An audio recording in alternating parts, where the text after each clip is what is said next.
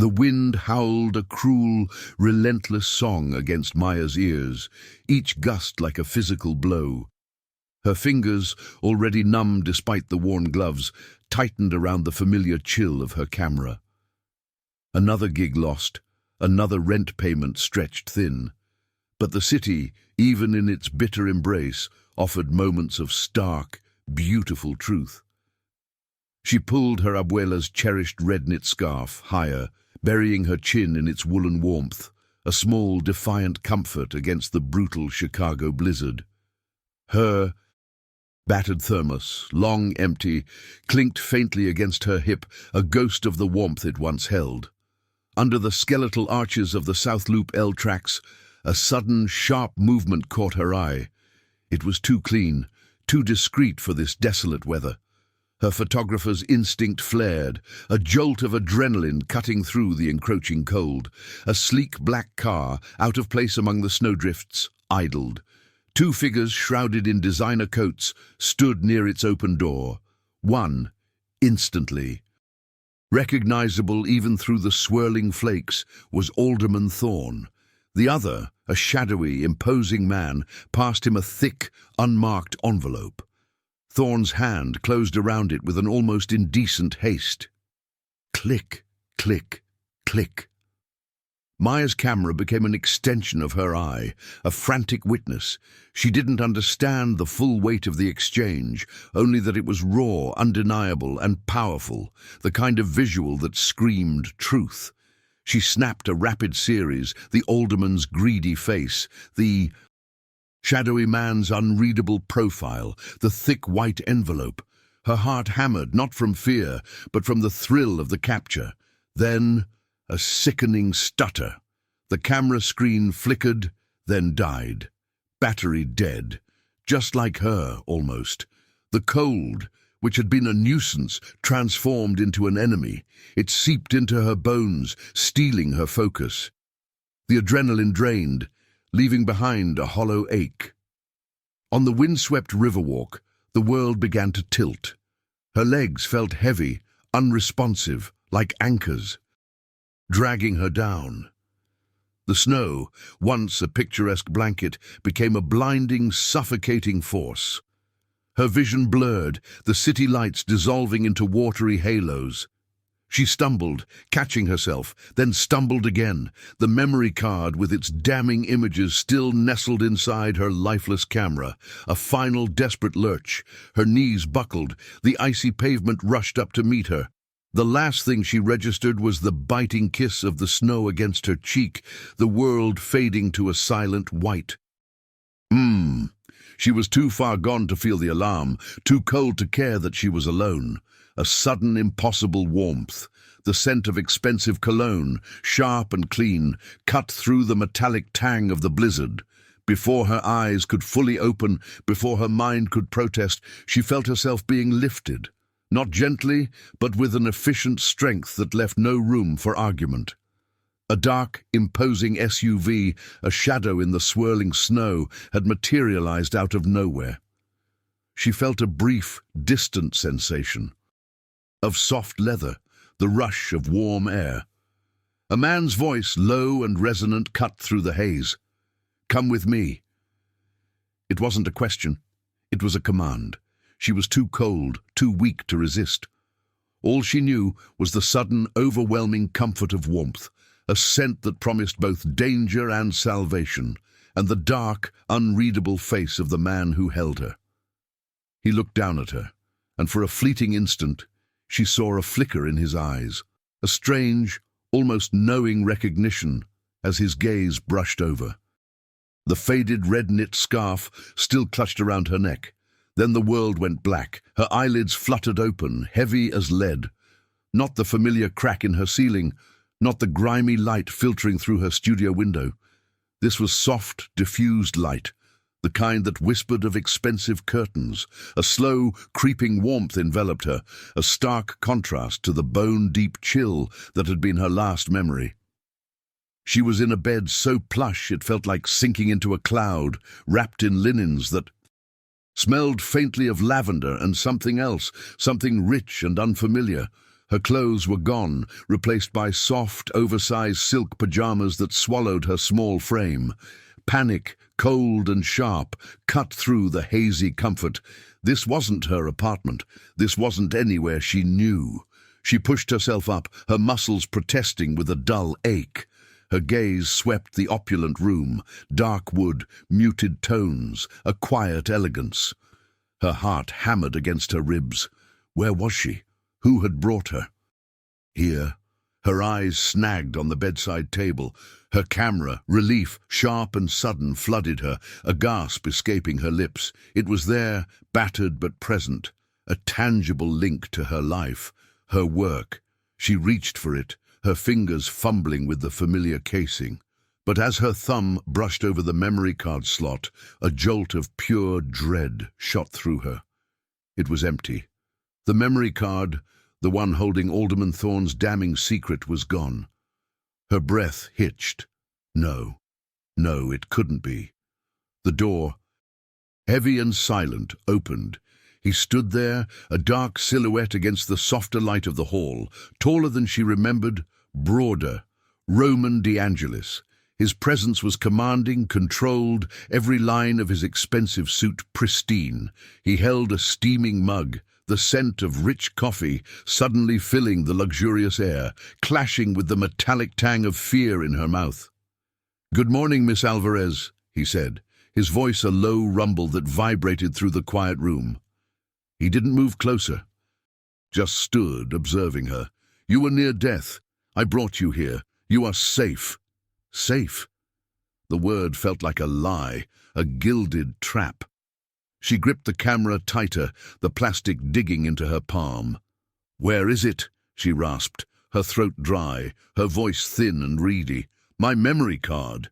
His gaze, dark and unreadable, met hers. "Your memory card is secured." He took a slow step into the room. "For your safety." Secured? Maya felt a surge of adrenaline, cold and furious. He meant taken, stolen.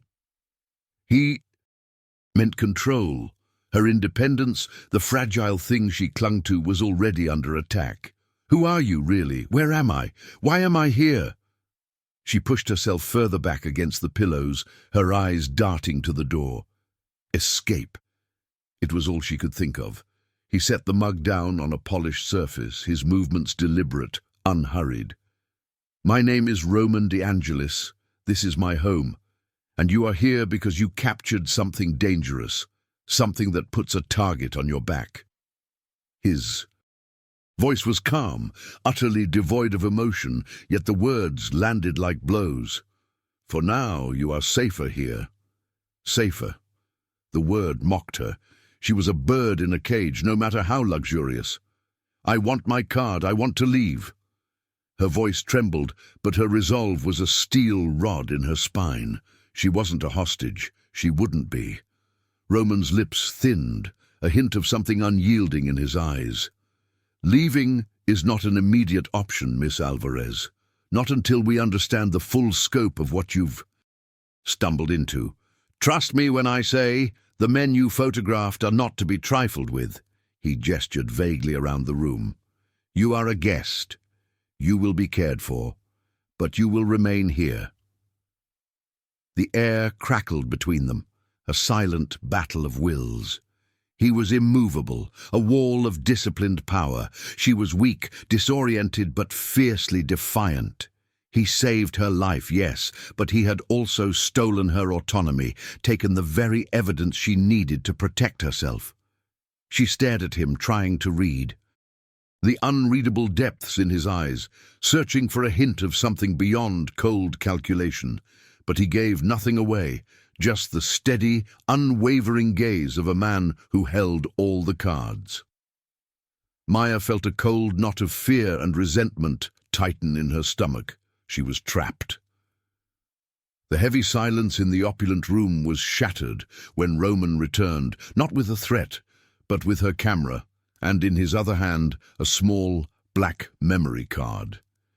He held it between his thumb and forefinger, a tiny rectangle of plastic that held her entire world hostage. He didn't offer it, just stood there, his dark eyes fixed on hers, assessing. "These are yours," he said, his voice flat, devoid of warmth. "And this belongs in here."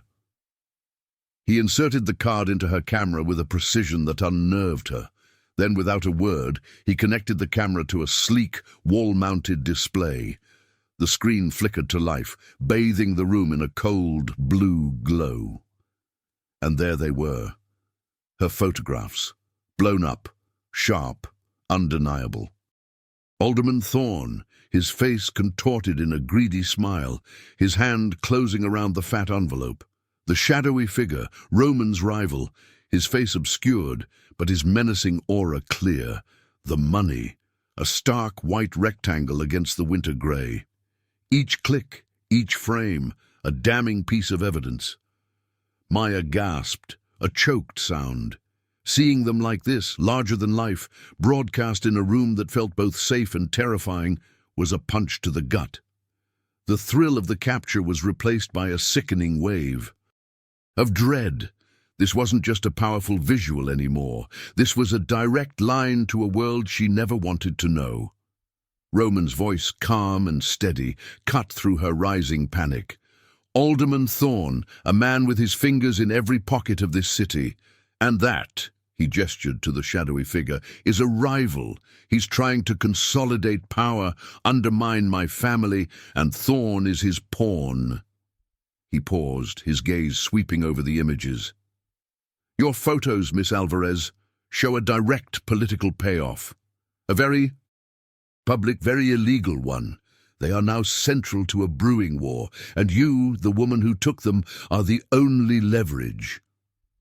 Horror coiled in her stomach. Her principled nature screamed to expose the truth, to show the world what these men were doing. But the sheer cold-blooded danger of it froze her. She gripped her battered thermos, a desperate anchor to the ordinary life that suddenly felt 1,000,000 miles away. It was a tangible link to scrape-together meals and honest work, a life where secrets didn't come with a death sentence. "So what now?" she whispered, her voice barely audible. Roman turned from the screen, his imposing figure casting a long shadow across the room. "Now, you remain here, under my protection." His tone was absolute. "I need these photos as leverage against him, to defend what is mine. You will be safe, Miss Alvarez. No harm will come to you." He took a step closer, his eyes intense. "But your freedom, that will be severely curtailed." He saw her flinch, the defiance rising in her eyes. "My code," he continued, his voice low, "is that civilians are off limits. I don't coerce. But you, through no fault of your own, are no longer a civilian in this. You stumbled into a war, and I will not let you become a casualty." The words were meant to reassure, but they sounded like a cage clicking shut. Her heart hammered, not just from fear, but from a strange, unsettling awareness of him. He was dangerous, yes, a man of power and secrets, but his unwavering protectiveness, despite her anger, sent an unwelcome shiver down her spine. The constant, intense proximity, his sheer physical presence, was doing something to her, stirring a complex, confusing attraction she fought with every fiber of her being. He was her captor, her protector, and something else entirely. It was an unsettling mix of profound safety and an agonizing loss of control. He was offering her life, but demanding her autonomy in return. The gilded cage felt tighter with each passing hour. Maya paced the plush carpet, her phone clutched in her hand. She'd tried calling her landlord, her friend Elena, even her old photography mentor. Anyone. Each attempt was met with the same polite, firm interruption. "Miss Alvarez, Mr. De Angelis has asked that all external communications be routed through his office for your security." Roman's men, always present, always watchful, were ghosts in expensive suits. They didn't threaten, but their presence was an unyielding wall. She was a guest, yes, but a prisoner nonetheless. She watched Roman from a distance, through half-open doors or across vast, silent rooms. He moved with a predator's grace, his focus absolute. Calls came and went, hushed conversations in Italian, swift commands, given without a flicker of emotion. Maps appeared on screens, figures moved like pieces on a chessboard. His world was a machine, intricate and dangerous, and he was its cold, precise architect. She saw the iron discipline, the unwavering authority, and felt a grudging respect battle with her simmering resentment. Their conversations, initially sharp exchanges, now held a strange, charged tension. She would corner him, her voice tight with fury. "You can't just use me, Roman. These photos, they're evidence. They need to be exposed properly, lawfully." Her principles were a fire inside her, refusing to be extinguished. He would listen, his dark eyes unreadable, then counter with infuriating calm. "Lawful exposure, Miss Alvarez, will get you killed. They will bury you and the truth with you. We need control, strategic control." He leaned against a heavy oak desk, his silver Zippo, with its small dent, glinting in his hand.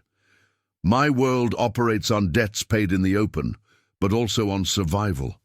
You are part of that now." "I won't be silenced," she'd insisted, her voice trembling but firm. "I won't be a pawn in your war." He hadn't scoffed, hadn't argued, just studied her. "Your integrity is noted, Miss Alvarez." The words were unexpected, a small crack in his impenetrable facade. It left her breathless, confused. One evening, a cold draught snaked through the expansive house, despite the roaring fire. Maya shivered, pulling her thin pajamas tighter. Roman, who had been reviewing documents across the room, looked up. He didn't ask, didn't comment, but a moment later, one of his men appeared with a heavy, exquisitely soft cashmere blanket. It was draped over her shoulders, its warmth immediate and enveloping. Later, he found her by a window, staring out at the relentless snow. "The cold demands a certain ruthlessness," he said, his voice softer than usual, a ghost of a sigh in the words. "It strips everything away, leaves only what is essential to survive." It was a rare, uncharacteristic comment, a glimpse into the burden she sensed he carried. She turned to him, clutching the blanket. "My abuela always said the cold reminds us to cherish the warmth," she murmured, a memory of her grandmother's gentle hands warming her inside. "And that even in the darkest corners, there's always a story worth telling. My camera, it helps me find those stories. It's how I make sense of the world." He said nothing, but his gaze, intense and lingering, held hers for a beat too long. A flicker of something passed between them, a fragile, unspoken connection that both thrilled and terrified her. The next morning, while Roman was occupied with a call and his men were briefly out of sight, Maya's fingers brushed over her camera, the memory card. He'd given it back, but he still controlled it, controlled her. She couldn't let that stand. Her heart hammered as she discreetly removed the tiny rectangle. Where? Her eyes scanned the room, desperate. They landed on her battered camera bag, tossed carelessly in a corner. Inside, nestled among old lenses and film rolls, was an empty, metallic film canister, a relic from her analog days. Small, discreet, perfect. With practiced speed, she slipped the memory card inside the canister, then dropped it deep into an inner pocket of the bag. A small act of defiance, a whisper of autonomy. It was her secret now, a tangible piece of her independence, hidden in plain sight. Let him think he held all the cards. She still held the truth. The city outside seemed to be holding its breath even as the blizzard began its slow retreat. But inside Roman's opulent confines, the air crackled with a different kind of storm. News reports, playing silently on the vast Screens in the main living area hinted at it. Discreet headlines scrolled past about political instability and unexpected shifts in City Hall. Maya watched them, a cold knot of dread tightening in her stomach. The clock was ticking. Her secret, the one she carried in an empty film canister, was a bomb waiting to detonate. She'd caught glimpses of Roman in his study, his face etched with an intensity she hadn't seen before. Urgent calls came in, hushed conversations in a language she didn't understand, but the gravity was clear in the set of his jaw, the hard line of his shoulders. He was a general on the verge of war, and she, with her photographs, was the unwitting weapon. The weight of it pressed down on her, a suffocating realization of the immense power they both held. One afternoon, she found him by the panoramic windows, staring out at the snow-laden skyline. He wasn't pacing, wasn't talking, just thinking, deep in thought. In his hand, he absently twirled a silver Zippo, its polished surface catching the pale winter light. There was a small, almost imperceptible dent near its hinge, a tiny imperfection on an otherwise flawless object. Click. He opened it, the sound sharp in the quiet room. Flick. A small, controlled flame sprang to life, dancing in the air, then just as quickly extinguished. He looked up, his gaze finding hers. "Know your enemies, Miss Alvarez," he said, his voice low, almost meditative. "Know how they think, what they value, what they fear. That is how you win."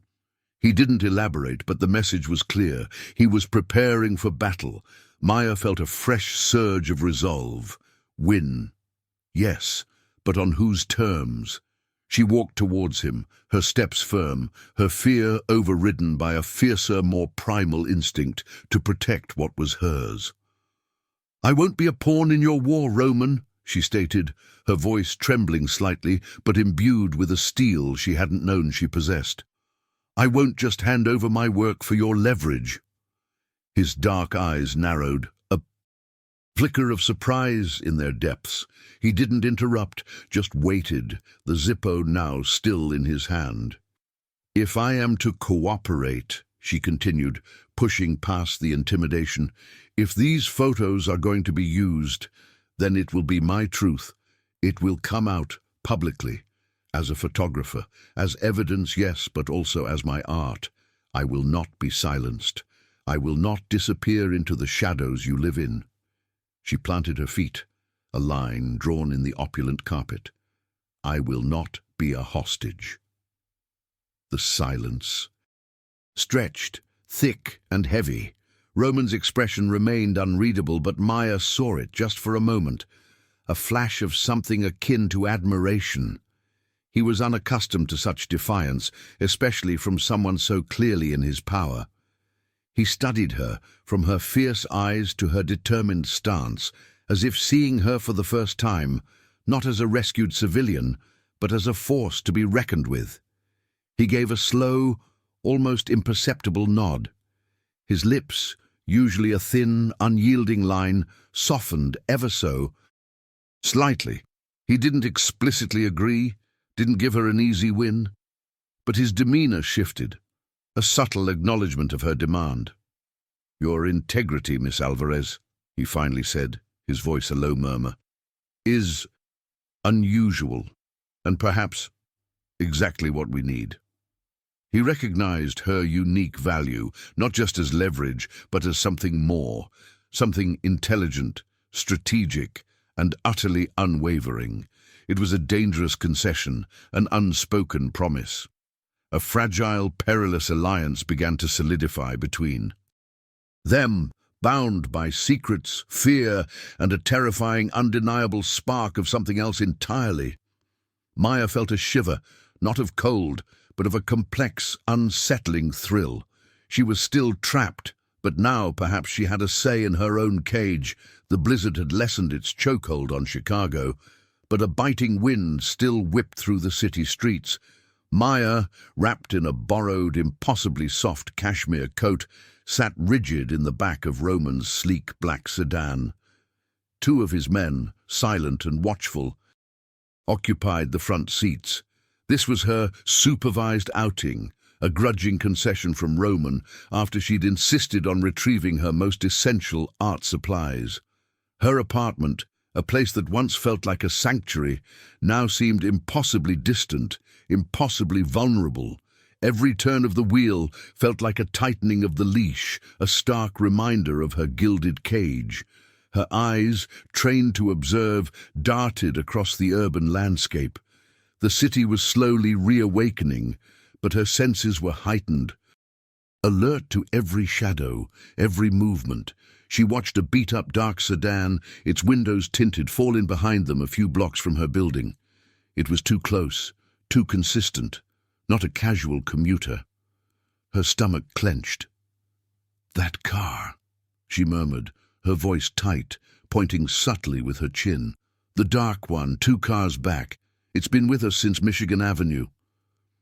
The driver, a man named Enzo with eyes that missed nothing, glanced in his rearview mirror. A barely perceptible tightening of... His jaw was all the confirmation she needed. "Yes, Miss Alvarez," he said, his voice clipped. "We see them." A cold dread seeped into her bones. They weren't just being watched. They were being hunted. Back at Roman's, the air in his study felt heavy, charged. He stood before a large monitor, displaying live feeds from various cameras. The dark sedan from earlier, now clearly visible on one of them, parked a few blocks away. His face was a mask of grim intensity. "They found you," Roman stated. His voice flat, devoid of surprise. "My rival's men and the alderman's private security, they've been circling your apartment, your old haunts. They're desperate." He turned to her, his dark eyes like chips of obsidian. "They're not just after the memory card, Maya. They want to eliminate any witness. You are a loose end, a very dangerous loose end." The words were a brutal, chilling clarity. They were hunting her, not just the truth, but the person who held it. Her breath hitched, a raw fear. Seizing her, her hands instinctively went to her camera bag, a silent prayer that her hidden memory card remained safe. But even as panic threatened to overwhelm her, her mind, a photographer's mind, began to shift. She wasn't just a victim. She was a target, and targets needed a strategy. "What do they know about me?" she asked, the question surprising even herself. Her voice trembled, but a new, defiant edge had crept in. "My habits? My weaknesses?" She needed information. She needed to understand the game. Roman's gaze lingered on her, a flicker of something unreadable in his eyes, perhaps a grudging respect for her resilience.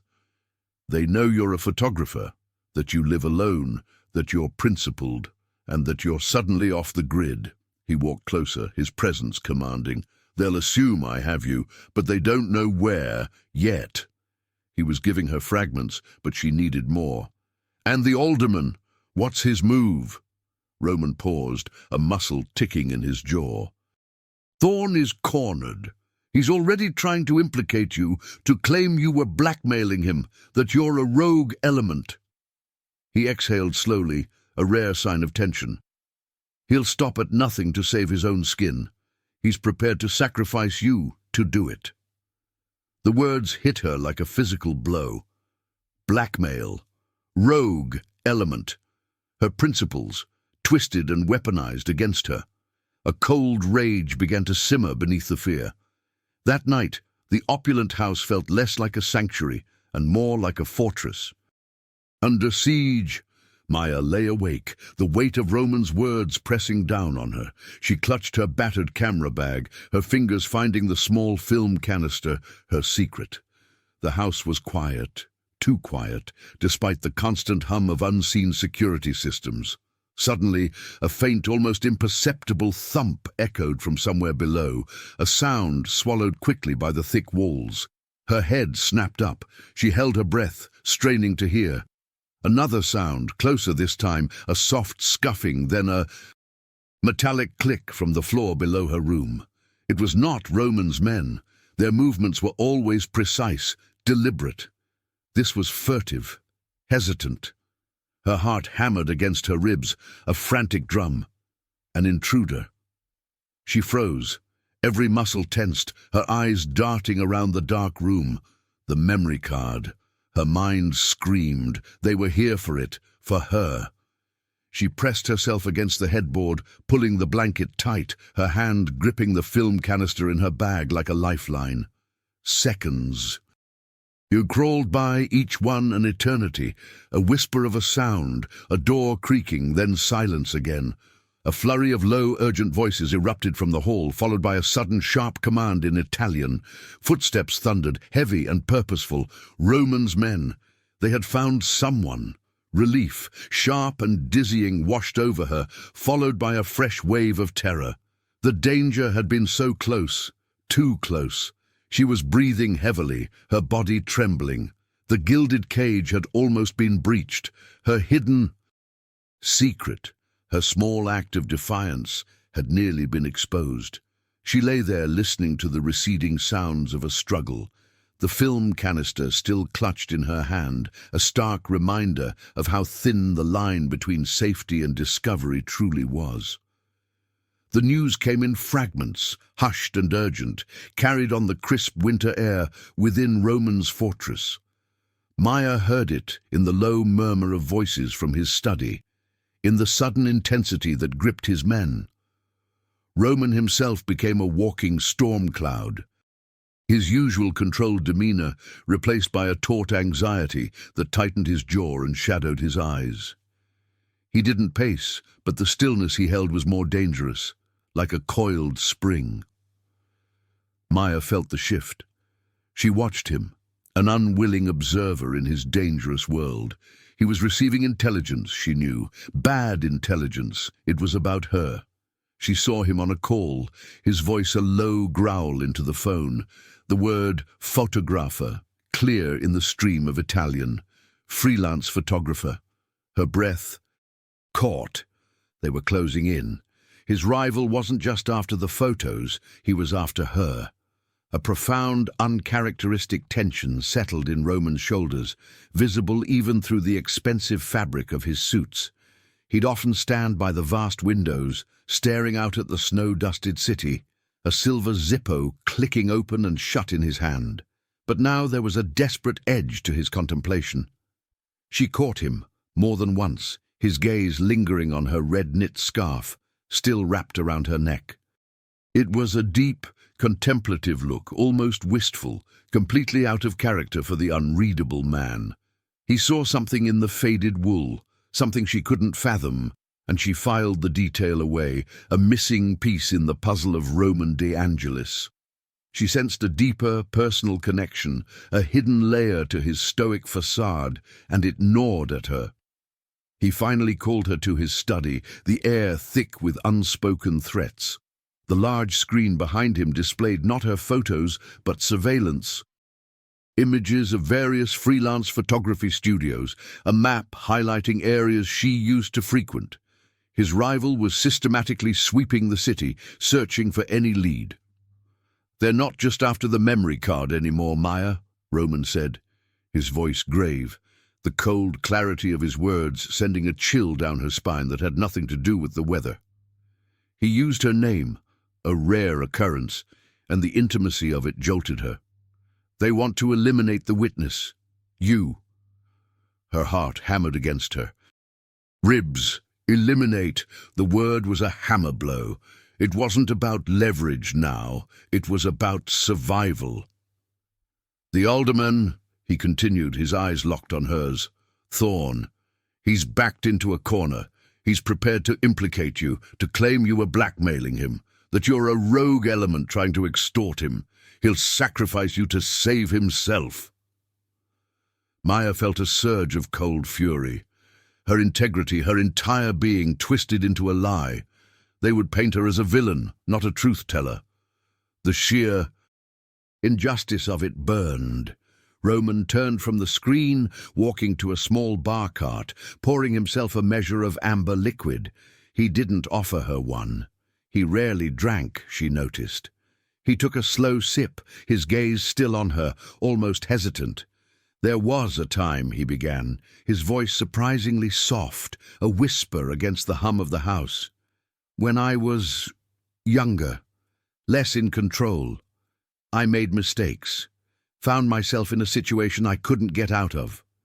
He swirled the drink in his glass, avoiding her eyes. "For the first time. Someone, a good man, he stepped in, a total stranger, saved my life, no questions asked, never asked for anything in return." He took another slow sip. "There are some debts you can never truly repay, Maya, some acts of kindness that change the course of everything."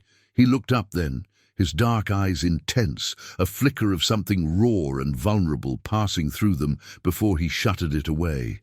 It was the briefest crack in his impenetrable facade, a fleeting glimpse into a past she knew nothing about. He didn't say who the man was or how it related to her, but the words hung in the air, heavy with unspoken meaning. Maya stared at him, a sudden inexplicable shiver running down her spine. The anecdote, so out of place in his calculated world, puzzled her, yet somehow it also deepened the mystery of the man who held her captive. The house, despite its opulence, was no longer a comfort. It was a pressure cooker, the air thick with unspoken threats and Roman's deepening preoccupation. Maya observed him with the keen, almost clinical eye of a photographer. She noticed the subtle shifts in his posture, the way his gaze would snag on a forgotten detail, the uncharacteristic flicker of something akin to worry in his usually unreadable eyes. He was a puzzle she couldn't stop trying to solve. The story he'd shared last night, the one about a stranger saving his life, echoed in her mind. It felt too convenient, too vague. She remembered the way he'd looked. At her abuela's red knit scarf, that strange, wistful recognition. He'd seen it when he rescued her from the snow, not just a scarf, but her scarf. How could he have known? Had it been just a random act of kindness, or something far more orchestrated? She started watching him closer. She noticed his men, usually so disciplined, sometimes exchanged quick, loaded glances when she mentioned her father. She overheard fragments of hushed conversations, a name, a place, a date that didn't quite line up with the timeline Roman had subtly laid out. Her photographer's brain, trained to spot patterns and anomalies, buzzed with a rising suspicion. There was a missing piece, a profound personal connection that he was deliberately withholding. And it gnawed at her, a cold worm of doubt that threatened to unravel the fragile sense of safety she'd almost begun to feel. She found him in his study, late one afternoon, the city outside muted by a fresh fall of snow. He was on the phone, his voice low and intense in Italian. Her red scarf, which she'd taken off briefly, lay draped over the back of a plush armchair near the fireplace. She saw his eyes drift to it, his expression softening, a profound, almost reverent look that made her stomach clench. It was too much, too personal. The moment he ended the call, she stepped forward, her voice tight with a mixture of anger and fear. "Roman." He turned, his composure instantly back in place, but she saw the faint flicker of surprise. "My scarf." She began, her hand going to the worn wool. "My abuela's scarf. You look at it differently, like you know it." She took a deep breath, her heart hammering. "And you know so much about me. My past, my father. Things you shouldn't know, not from a chance rescue." She leveled her gaze at him, challenging him. "Why? Why do you look at it that way? Why do you know me?" The air in the room thickened, suddenly heavy. Roman's jaw tightened, a muscle ticking at his temple. His dark eyes, usually so unyielding, softened with a flicker of internal conflict. He walked to the armchair, picked up the scarf, and held it, the soft wool a stark contrast to his powerful hand. For a long moment he said nothing, his gaze fixed on the familiar red knit. He was wrestling with something, a battle playing out behind his stoic mask. Finally he spoke, his voice lower than usual, a gravelly whisper. "Your father, Maya." He looked up, his eyes meeting hers, a raw honesty in their depths she hadn't seen before. Manuel Alvarez, he was a good man. He paused, searching for the right words. "Years ago, a long time ago, when I was younger, reckless, I found myself in a bad situation, an ambush." He exhaled slowly, a ghost of a memory haunting his features. "Your father, he was just a man passing by. He saw. He intervened. He saved my life." Maya stared at him, stunned. Her father, Roman DeAngelis. The words felt impossible, a jarring clash of two worlds. "He never asked for anything," Roman continued, his voice heavy.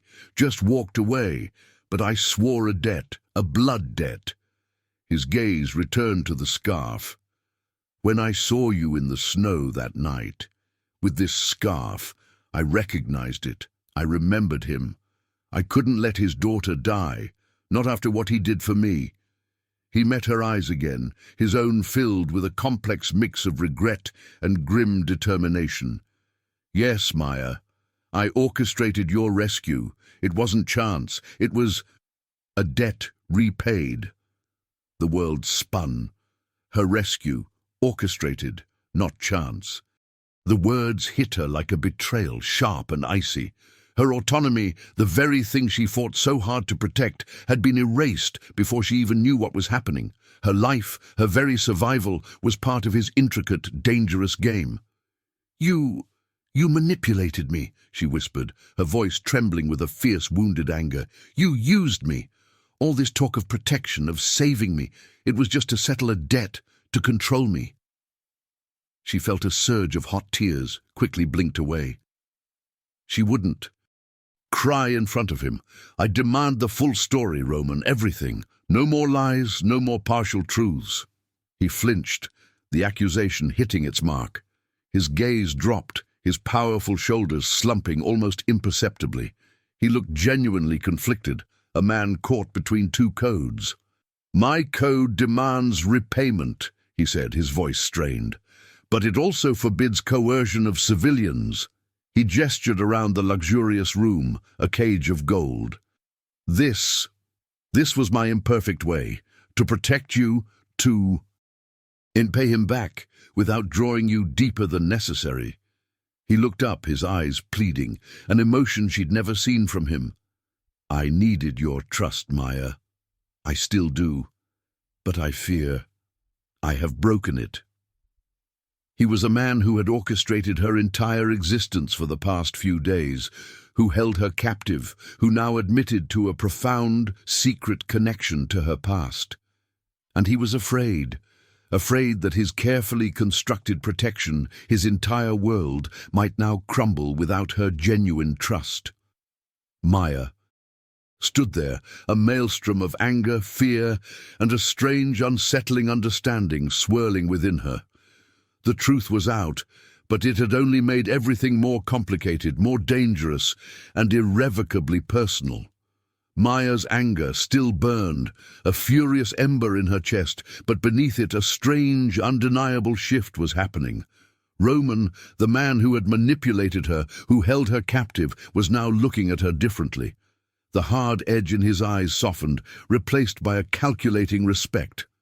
He began to treat her not just as a precious, dangerous cargo, but as a mind, an intellect. He brought her into his study, not to deliver orders, but to consult.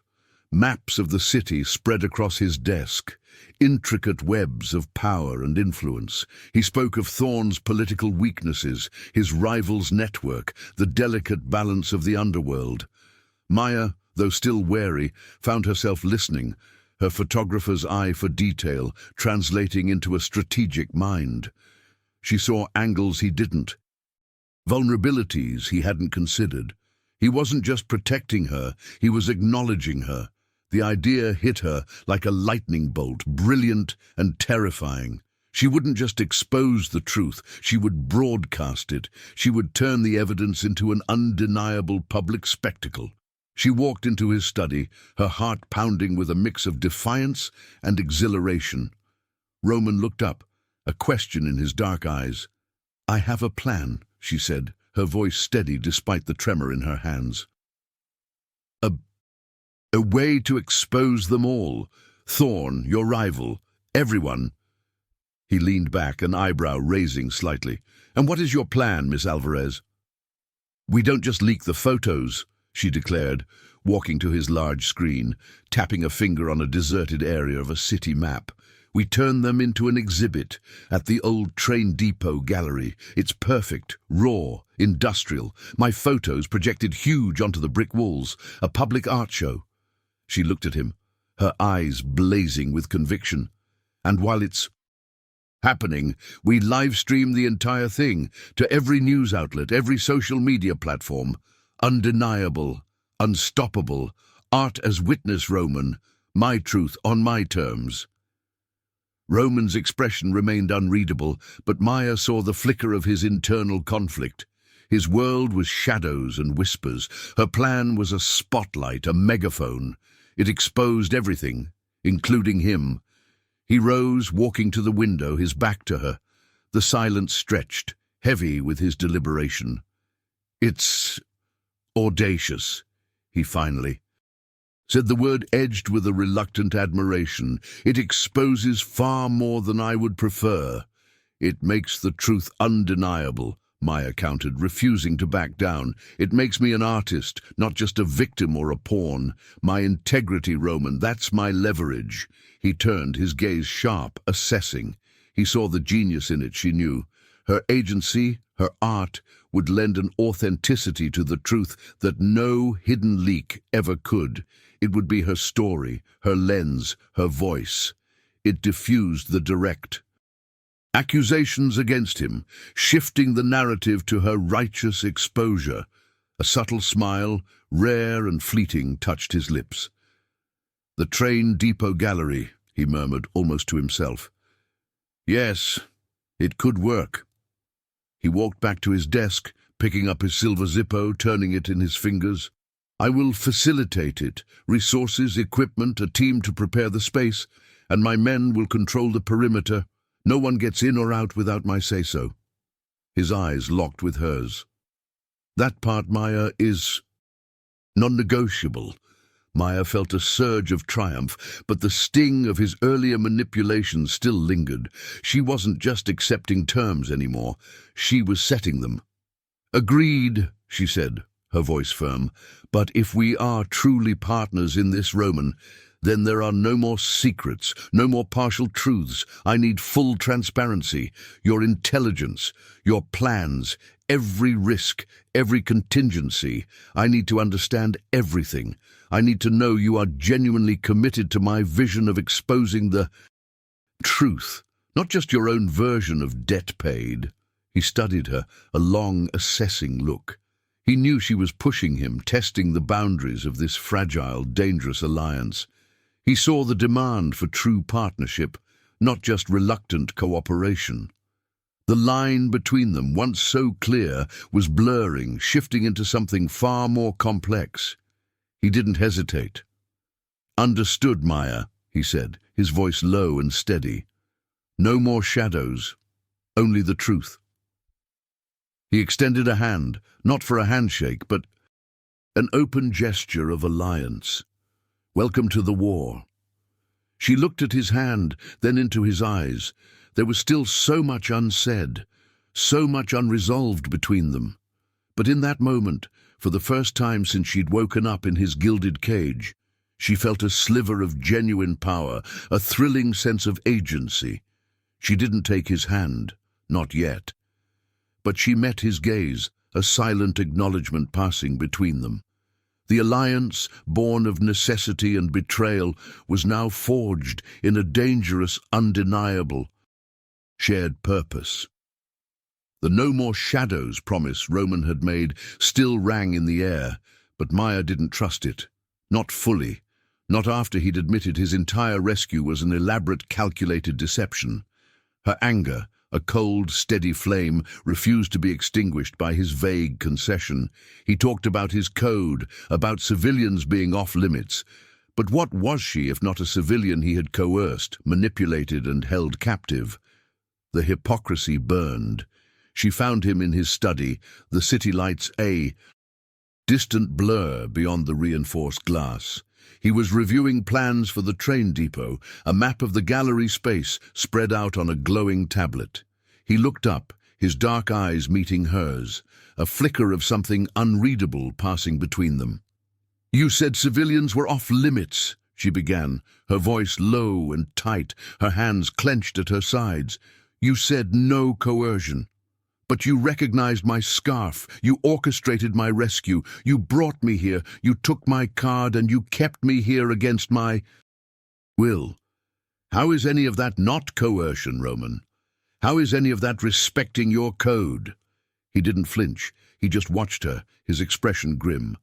"It was a compromise," he said, his voice quiet, devoid of his usual controlled confidence. "A difficult choice." "A compromise?" Maya scoffed, a bitter laugh escaping her. "You call taking away my freedom, my agency, my right to choose, a compromise? You stole my life, Roman, to pay a debt to a man who didn't even ask for it." The words were a torrent, raw and wounded. "My father would have been horrified. He was a good man. He didn't live by your rules, by your blood debts." Roman's jaw tightened. He closed the tablet, the soft click echoing in the sudden silence. He stood, walking to the window, his back to her. He was silent for a long moment, the weight of her words pressing down on him. When he finally turned, his face was etched with a profound weariness, a vulnerability she'd never seen before. "You're right," he said, his voice a low, gravelly rumble that sent an unexpected shiver down her spine. "My code is absolute, and what I did, in its purest sense, violated it, but it was not for lack of trying to adhere to it." He paused, then walked to a hidden compartment in the wall, pulling out a faded, dog-eared photograph. It was old, crinkled, showing a younger Roman, barely more than a boy, his face bruised and bloodied, slumped against a wall. Beside him, a kind-faced man, Maya's father, Manuel Alvarez, a gentle, hand on Roman's shoulder, offering him a battered thermos. Maya gasped, her eyes fixed on the image. Her father. Younger, yes, but undeniably him. Her abuela's scarf was tied loosely around his neck. "I was 17, Roman said, his voice distant, his eyes on the photo.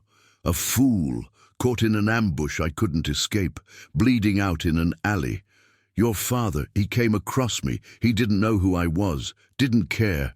He just saw a kid in trouble. He patched me up, gave me his thermos of coffee, and walked me to a safe distance." Roman's thumb brushed over the image of her father. "He told me to find the good, even when the world is cold. Never asked for a name, never asked for anything, just walked away." He looked up, his eyes dark and haunted, meeting hers. "I swore then that I would repay him, in kind, life for life." He gestured to the photo. "When I saw you, freezing, dying in the snow, wearing his scarf, it wasn't just a chance. It was my chance, my obligation, to save a daughter of the man who saved me. I couldn't let you die, Maya. Not after that. It would have been a stain on my soul, a debt forever unpaid." His voice was raw, stripped of its usual control. He wasn't just explaining, he was confessing. His internal conflict, the clash between his rigid code and the desperate need to honor her father, was laid bare. He saved her life again. But he also took her freedom, her choices. It was a dark, ancient code steeped in honor and manipulation. Maya felt a Fresh wave of fury, a burning resentment for the lies, the control. Her autonomy, her very identity, had been erased by his single-minded purpose, but beneath the anger, a profound, unsettling understanding began to dawn. He wasn't just a monster. He was a man bound by a powerful, complex, almost tragic code. He had saved her life, not out of casual charity, but out of a deep, unyielding sense of honor. He saw her, not just as leverage, but as a living extension of a man who had shown him kindness when he was lost. The air crackled with the weight of that truth. She could walk away. She could demand to be released, to disappear from his world, even with the knowledge of the danger. But then what? Roman's rival would still be hunting her. Her truth would still be buried. And her father's legacy, the quiet heroism that had shaped this dangerous man, would remain unknown. No, she wouldn't be a victim. She wouldn't be a pawn. She would be a warrior. Her gaze locked with his, her eyes burning with a new resolve. "You saved my life, Roman," she said, her voice steady, despite the tremor in her hands. "Twice, apparently. And yes, you manipulated me. You stole my choices, but you also brought me to the truth. And for that, I will see this through." She took a step closer, her chin raised. "But understand this. I stay, not because you command it, not because of some ancient debt, but because it is my choice. I stay to tell my story. I will use your resources, yes, but I will do it on my terms, my rules, my truth. No more shadows, Roman, only light." The tension in the room was almost unbearable, a silent battle of wills. Roman's eyes, dark and intense, searched hers. He saw the fire, the unwavering resolve, the reclamation of her own power. He saw a woman who, despite everything, refused to break. He gave a slow, deliberate nod. "Understood, Maya," he said, his voice thick with an emotion she couldn't quite decipher. No more shadows. Their alliance, born of blood debt and betrayal, had just transformed. It was no longer just about survival or leverage or even a fragile partnership. It was deeply personal, fraught with tension, and bound by a terrifying, undeniable shared purpose. Maya felt a shiver, not of cold, but of a dangerous, thrilling understanding. She was still in his world, but now she held her own sword. The alliance, forged in betrayal, but now sharpened by a terrifying shared purpose, crackled with an almost unbearable tension. Maya felt it every time Roman's dark eyes met hers across the sprawling, opulent rooms. Their working relationship was intensely personal, a silent battle of wills, underscored by the constant threat of their enemies. She still seethed at his manipulation, but that rage now fueled her, transforming into a fierce, focused determination. She would make him pay, not with vengeance, but with a truth so undeniable it would shake his world as much as hers. The old train depot gallery was a skeleton of raw brick and rusted steel, a perfect canvas for her fury.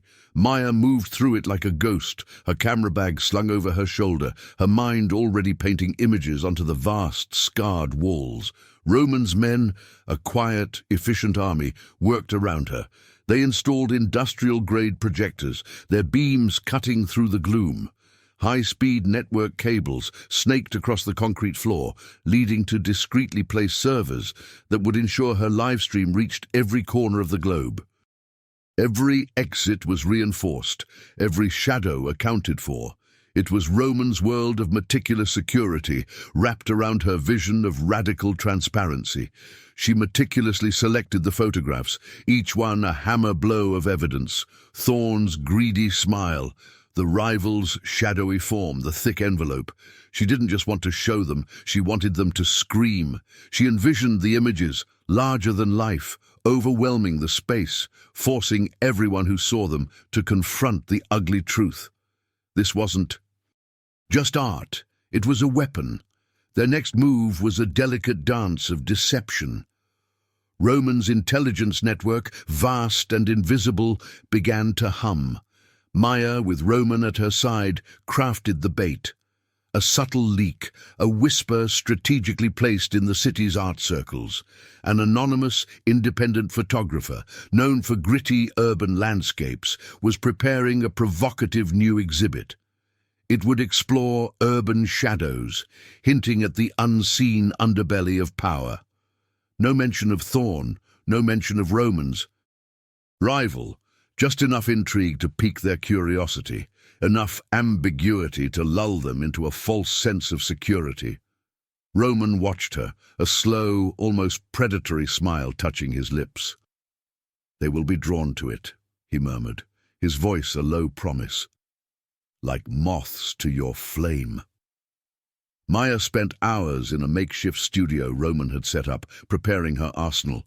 Her most reliable camera, a backup, redundant power sources, multiple livestream feeds tested and retested. She practiced her narrative, her voice hardening with resolve. She would speak slowly, clearly, detailing the context, the players, the undeniable proof in her frames. Each word was a bullet, aimed at the corrupt heart of the city. She was channeling every ounce of her anger, her fear, her sense of violation into this, into her art, into her truth. This wasn't just her story anymore. It was a promise to herself, to her father, to her abuela's memory. Roman, true to his word, became her shield. He assigned his most trusted men.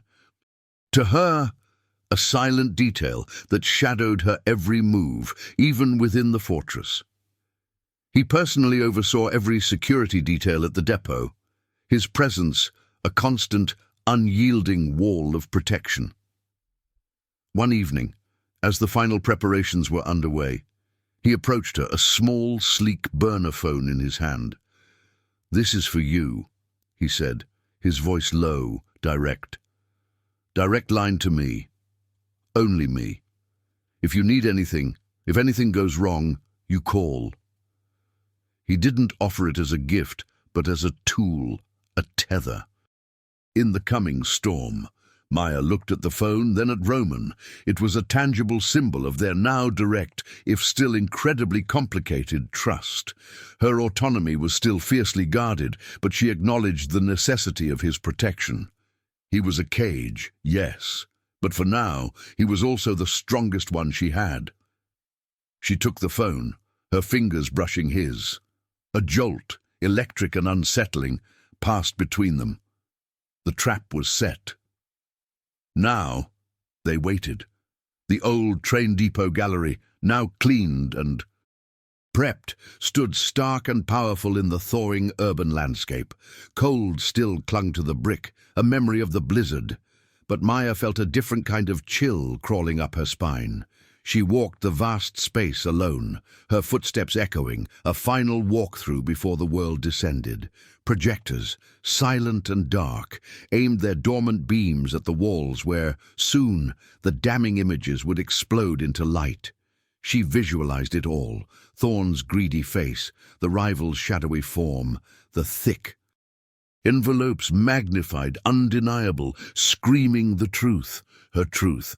It was terrifying, exhilarating. A knot of ice tightened in her stomach. Fear, raw, primal fear. It whispered of failure, of danger, of everything she stood to lose. She thought of her small apartment, the life she'd fought so hard to build, now irrevocably shattered. But beneath the fear, a steel rod of resolve stiffened her spine. Her abuela's words about cherishing warmth, her father's quiet heroism, they were anchors. Every moment she had fought for her independence, every gig she'd chased, every photograph she'd taken had led her here. Her camera, slung over her shoulder, felt less like an instrument of art and more like a weapon, loaded with truth. She would not back down. She could not. Roman found her there, a dark, imposing figure in the vast, empty space. He walked towards her, his presence a heavy cloak in the silence. He didn't speak of fear or doubt or the immense risk they were taking. Instead, He simply stood, looking around the prepared gallery. "My men control the perimeter, Maya," he said, his voice low, steady. "No one gets in. No one interferes with your operation." He met her eyes, a rare, direct acknowledgement of the cost to him.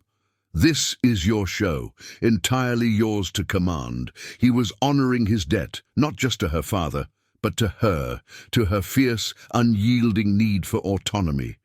It was the fullest, most unexpected form of repayment, one that exposed his world more than he had ever allowed. The final hours stretched, thick with palpable tension. They stood together near the massive rusted doors, the sounds of the city muted by the approaching night. The air between them was charged, a silent acknowledgement of the precipice they stood upon. He looked down at her, his dark eyes intense, a flicker of something raw and vulnerable passing through them. Then he reached into his jacket pocket. He pulled out the silver Zippo, its surface gleaming faintly, the small dent. Near its hinge, a familiar imperfection. He didn't open it, didn't light a flame. He simply placed it in her palm, his fingers brushing hers, a jolt of electric awareness passing between them. It was cold, heavy, a tangible piece of him. "If you need anything," he said, his voice a low, gravelly murmur that vibrated through her, "light this." It wasn't a command. It was a promise. A quiet gesture of protection, a reminder of his presence, his unseen hand in the chaos that was about to erupt. Maya closed her fingers around the Zippo, its cold metal warming against her skin. She looked up at him, her gaze meeting his, a complicated mix of fear, anger, and a terrifying, undeniable connection swirling within her. The stage was set. The reckoning approached. The old train depot gallery hummed with a nervous energy, a stark contrast to the biting cold outside. Maya stood near the back, her camera clutched tight, the worn strap digging into her shoulder. The space, once a cavernous shell, now pulsed with bodies. Curious art enthusiasts mingled with serious-faced reporters, their notebooks out, their eyes scanning for the promised urban shadows. Every face was a potential witness, every camera lens a tool for truth. Her heart hammered, a frantic drum against her ribs. This was it. She saw him then, Alderman Thorne, his expensive suit a dark blotch against the muted brick. He moved with a practiced ease, a politician working a crowd, but his eyes darted, too quick, too wary. Beside him, almost a part of his shadow, was Roman's rival, his presence a low hum of menace.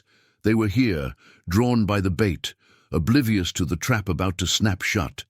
Maya's gaze hardened. Let them play their game for a few more minutes. The gallery's main lights, powerful industrial fixtures, flickered once.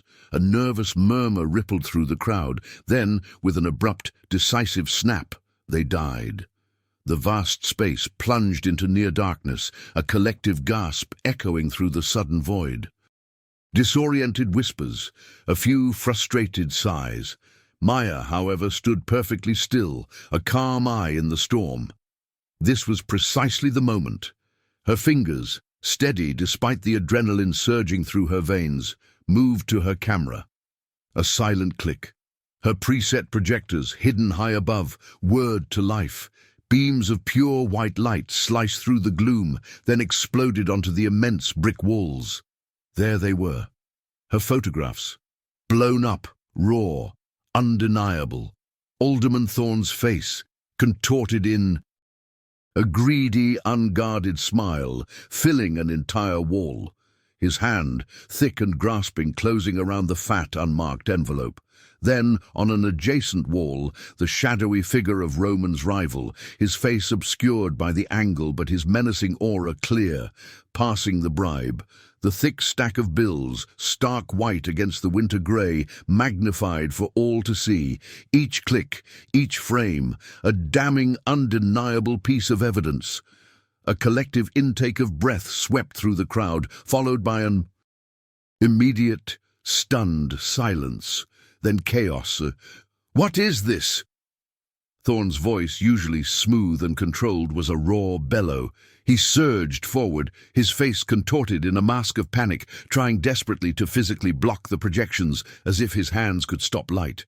But Maya's system was beyond his reach, a network of truth too vast for him to grasp. His security detail, a handful of burly men, scattered, trying to push through the shocked crowd, their faces mirroring Thorne's desperation. Roman's men, positioned discreetly at every exit, remained unmoving. They didn't engage, didn't threaten. They simply stood, silent, disciplined walls, preventing anyone from leaving or interfering with Maya's operation. Their presence was firm, calm, a stark counterpoint to the unraveling panic. Maya stepped forward, her voice clear and steady, cutting through the rising din. It was amplified, reaching every corner of the vast space, carried by the live stream she knew was now exploding across. "The internet. Alderman Thorne," she narrated, her voice devoid of emotion, "accepting a bribe from a known crime figure, captured on January 14th at 3:17 p.m. under the South Loop L tracks." She paused, letting the words hang, letting the images burn themselves into the public consciousness. This is not art. This is evidence. This is the truth. On the vast brick wall, the live stream feed flickered into existence, showing not just her face, but the frantic, panicked faces of Alderman Thorne and his security, caught in the act of trying to suppress the truth. Their flailing, their desperate attempts to stop the projections spoke volumes. They confirmed it all, inadvertently, for the entire world to see. Maya watched, a cold, fierce satisfaction settling in her chest. She had done it. She had spoken truth to power, and the world was listening. Alderman Thorne roared, a primal sound of a cornered animal. His face, once so composed, was a mask of pure, unadulterated fury. The projected image of his greedy hand, magnified on the brick wall, seemed to mock him. "You little bitch!" he shrieked, lunging forward, his heavy frame barreling towards Maya. His hands, still stained with the projected image of his bribe, reached for her, intent on silencing her, on tearing down the truth with brute force. Fear, cold and sharp, flashed through Maya, but it was quickly eclipsed by a surge of defiance. She braced herself, ready to meet his charge, but before Thorne could even take a second step, a dark blur of motion intercepted him. Roman. He moved with a speed that defied his imposing size, a silent predator. One hand, strong and precise, clamped around Thorne's bicep, twisting just enough to halt his momentum without a single wasted movement. The other hand, equally swift, pushed Thorne's chest, a controlled shove that sent the alderman stumbling backward, off balance, but not violently. It was an intervention of surgical precision, preventing harm without overt aggression, protecting Maya without incriminating himself or his men with unnecessary violence. Thorne gasped, winded, his rage turning to frustrated impotence as Roman stood between them, a silent, unyielding wall. The rivals' enforcers, who had been trying to create a diversion, now saw their opening. They surged forward, attempting to capitalize on the chaos, to perhaps snatch Maya or destroy the equipment. But Roman's men, anticipating the move, didn't engage them directly. Instead, with a series of subtle nudges and strategic shifts, they funneled the alderman's own panicking security detail directly into the path of the rivals' men. A bewildered shout, a shove, then another. The two factions, both desperate, both disoriented by the projections and the sudden darkness, clashed. Not a full-blown brawl, but a series of frantic public skirmishes, bodies jostling, shouts echoing, all playing out directly in front of the live cameras. It was a chaotic spectacle, a public meltdown. That implicated Thorne's own men and the rivals' enforcers, without Roman's organization ever throwing a punch. Maya watched, mesmerized, a chilling realization dawning on her. This wasn't just protection, it was strategic brilliance. Roman was letting them destroy each other, on camera, for the world to see. With the evidence screaming from the walls and the live stream broadcasting the public meltdown, Alderman Thorne's world imploded in real time. His face, caught between rage and despair, was now fixed on the screens, a permanent testament to his corruption. He stumbled, grasping at empty air, his career dissolving like snow under a sudden sun. Roman's rival, seeing his carefully constructed scheme unravel, his power broken not by bullets but by truth, gave a low, disgusted snarl. He barked a sharp command to his remaining men, then turned and vanished into the frantic edges of the crowd, his retreat swift, his game undone. Sirens, faint at first, then growing louder, wailed in the distance, drawing closer. The gallery was a swirling vortex of flashbulbs, shouting reporters, and public outrage. Maya stood amidst it all, her heart hammering against her ribs, a frantic rhythm of adrenaline and raw emotion. Her body trembled, but it wasn't from fear. It was from the profound, soul-deep triumph that surged through her. She had done it. She had faced down power and spoken truth on her own terms.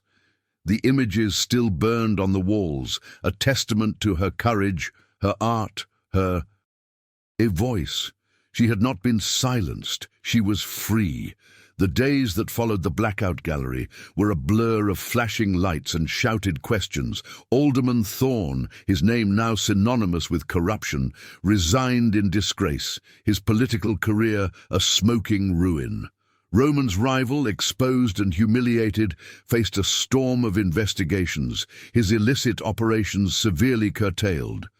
The city, both literally and figuratively, began to thaw, the relentless grip of winter loosening, revealing the slush and grit beneath.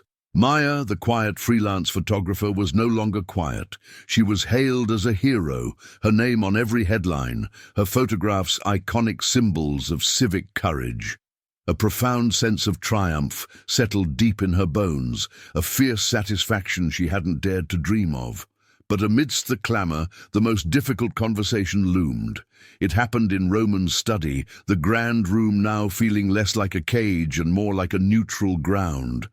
The city lights twinkled outside, a silent witness to their fragile truce. "You saved my life, Roman," Maya began, her voice steady, stripping away any lingering bitterness, forcing herself to acknowledge the undeniable truth. "Twice. And you protected me, in your own complicated way. I understand your code. I understand the debt you felt you owed." She met his dark, unreadable gaze, her own unwavering. "But I cannot be owned. I cannot disappear into your shadows, Roman. My life, my work, my choices, they are mine. I've fought too hard, sacrificed too much, to give that up now." The air between them crackled with an unspoken tension. Her heart hammered, a frantic beat against her ribs. She was acutely aware of him, of the dangerous allure that still pulled at her despite everything. The way his presence commanded a room, the sheer, undeniable power he exuded. It stirred something deep and unsettling within her, a complex attraction she fought with every fibre of her being, but her independence, her autonomy, was a non-negotiable truth. It was the core of who she was. "I won't be a part of your world, not like that," she continued, her voice gaining strength. "No hidden apartments, no anonymous protection, no decisions made for me. If there is anything between us, it has to be on my terms, my keys, my place, my life, no shadows." She didn't know what she expected. Anger, dismissal, another attempt at manipulation, but she had to say it. This was her choice. This was her line in the sand. Roman listened, his expression unreadable, his gaze never leaving hers. He didn't interrupt, didn't argue. He simply absorbed her words, processing them with a methodical intensity that was uniquely his. She saw the subtle recognition in his eyes, a flicker of something akin to understanding. He had seen her strength, her integrity, her fierce, unyielding spirit. He knew, perhaps better than anyone, that to try and break that would be to destroy the very essence of her. He walked to the window, staring out at the city, its lights mirroring the complex network of his world. Then he turned back, a ghost of a smile touching his lips. It wasn't a smile of triumph, but of quiet acceptance.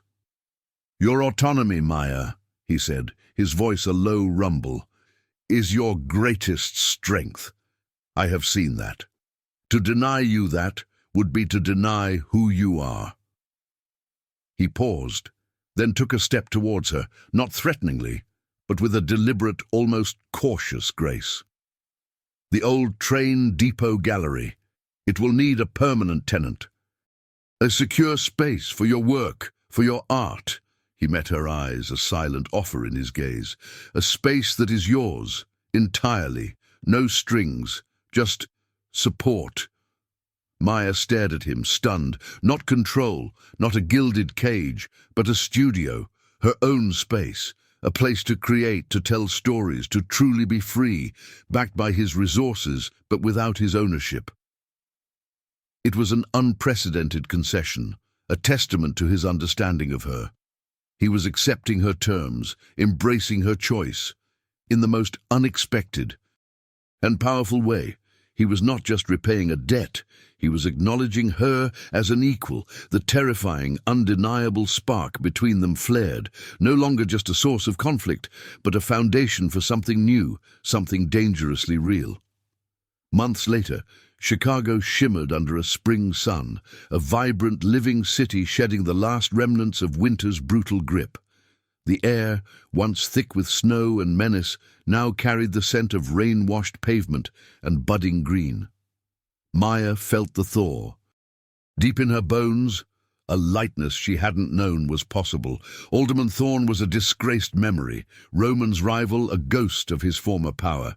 Her name, once whispered in fear, was now spoken with admiration. Her Come With Me photo series, the raw, visceral images of corruption, had become iconic. She'd sold them, not to the highest bidder, but to a collective that valued truth over sensationalism. Every dollar, every cent, went directly into her new passion project. Art as Witness, a non-profit winter shelter exhibit. It wasn't just about providing warmth, it was about giving a voice, a creative outlet to Chicago's most vulnerable. Seeing the homeless men and women, once invisible, now finding solace and expression through art, filled her with a profound, quiet joy. Her abuela would have loved it, her father too. This was art as a catalyst for good, a testament to what truth could accomplish. Her life was her own again. Her small apartment, once a symbol of struggle, now it felt like a sanctuary, a vibrant studio filled with light and purpose. She still wore her abuela's red knit scarf, but now it was a symbol of strength, not just survival. And Roman, he was still a part of her world, but on entirely new terms.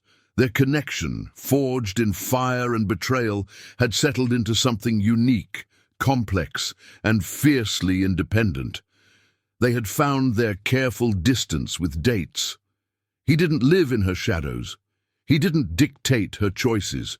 He came to her sometimes. The heavy door of her apartment building would buzz, and she'd see his dark, imposing figure waiting, always with a subtle respect for her space. He would step into her world, into her brightly lit studio, and for a few hours, the dangerous man who controlled so much would simply be Roman. They'd talk for hours, over coffee she brewed herself, or wine she'd picked out. He listened, truly listened, his dark eyes intense, absorbing every word about her work, her vision, her life. He respected her space, her autonomy. Her keys were still to her own place, her decisions were her own. She saw him too sometimes. A quiet dinner at a restaurant far from his usual haunts. A walk through a newly green park. There was always that simmering adult attraction, a current of unspoken intensity between them. But there was also a quiet understanding, a mutual respect that had been hard-won. He had accepted her line in the sand, and in doing so had earned a different kind of trust from her. She never spoke of it, but she knew. The Art as Witness project had received a substantial anonymous donation. A foundation suddenly keen on urban arts and social justice had ensured its longevity, its expansion. It was Roman, she knew, a quiet act of philanthropy, aligning with his complex code of honor, supporting her vision for a better world without ever claiming credit. He was still a man of shadows, but now some of those shadows nurtured light.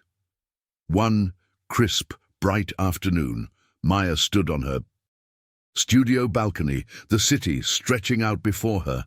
The wind whipped at her hair, clean and fresh. Her camera was in her hand, its lens reflecting the clear sky.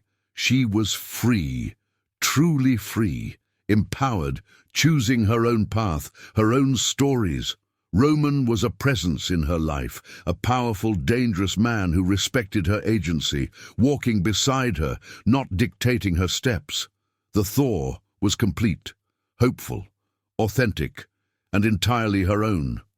She lifted her camera, ready to capture the vibrant, complicated beauty of the city, ready for whatever story the new day held. If you enjoyed the video, tell us where you're watching from and subscribe to the channel to keep up with our content.